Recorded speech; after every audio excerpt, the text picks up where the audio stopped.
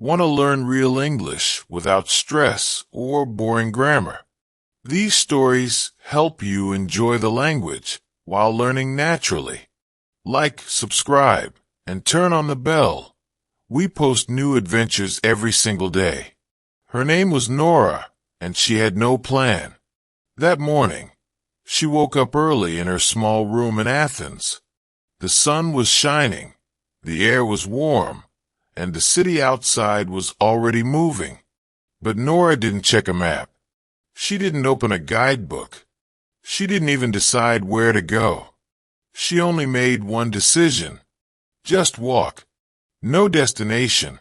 No schedule. She put on her shoes, grabbed her water bottle, and left her room. The first few streets were loud and full of people. Cars honked. Tourists stood in lines. Music came from open cafes. But Nora wasn't interested in big roads or famous spots. So she turned into a side street. It was quiet. The houses were small and close together. Their walls were white and blue, with plants hanging from tiny balconies.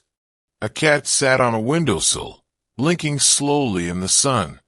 Nora smiled. She didn't know where she was, but she liked it. She walked slowly, watching everything.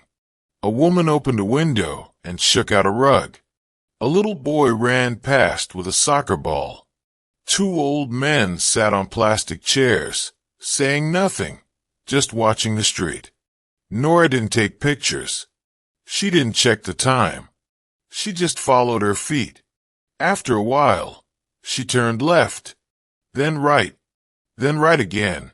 Soon, she was climbing a small hill. The buildings got older. The streets got narrower.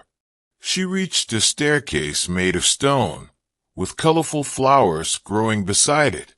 She walked up slowly, step by step, until she reached a quiet open space at the top. There was a view of the city. Red roofs, green trees, the blue sky above everything. Nora sat on a low wall and drank water. A cool breeze touched her face. This wasn't on any list of top 10 places. But it was beautiful, and she had found it by walking without a plan. After a while, she stood up and kept walking.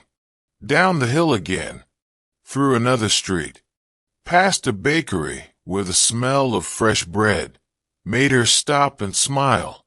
She didn't buy anything. She didn't speak. She just watched the baker place warm loaves on a shelf. Then she kept going. She saw laundry blowing in the wind, a man painting a wall, and a girl playing music on her phone. All simple things, but all part of the city's secret rhythm. At one point, she reached a dead end. She laughed quietly, turned around, and walked another way. No stress, no rush. At a small square, she sat on a bench under an olive tree. Birds flew above. A dog slept nearby in the shade. She looked around and thought, this is not in the guidebooks either. But she was exactly where she wanted to be. Not lost. Just walking. Every turn gave her something new. A color. A sound. A smell. She passed a wall with street art. A bird with open wings.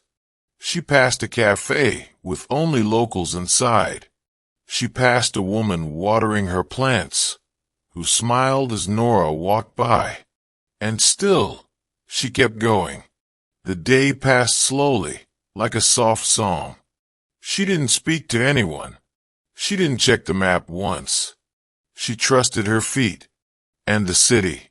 Eventually, she found herself near a small church, quiet and empty. She didn't go inside. She just stood there for a moment, looking at the sunlight on the stone. Then she walked again. By the time the sky started to change color, Nora had walked through more than 20 streets. She didn't know their names, but she remembered the shapes of the houses, the way the trees moved, the sound of sandals on stone. As she reached a small park, she sat on a bench and looked back at her day. No plan, no guide, no problem. She had learned something important. Sometimes the best way to see a city is to not look for anything. Just let it find you. You just experienced how to describe movement, places, and feelings, all while enjoying a story. No grammar drills needed.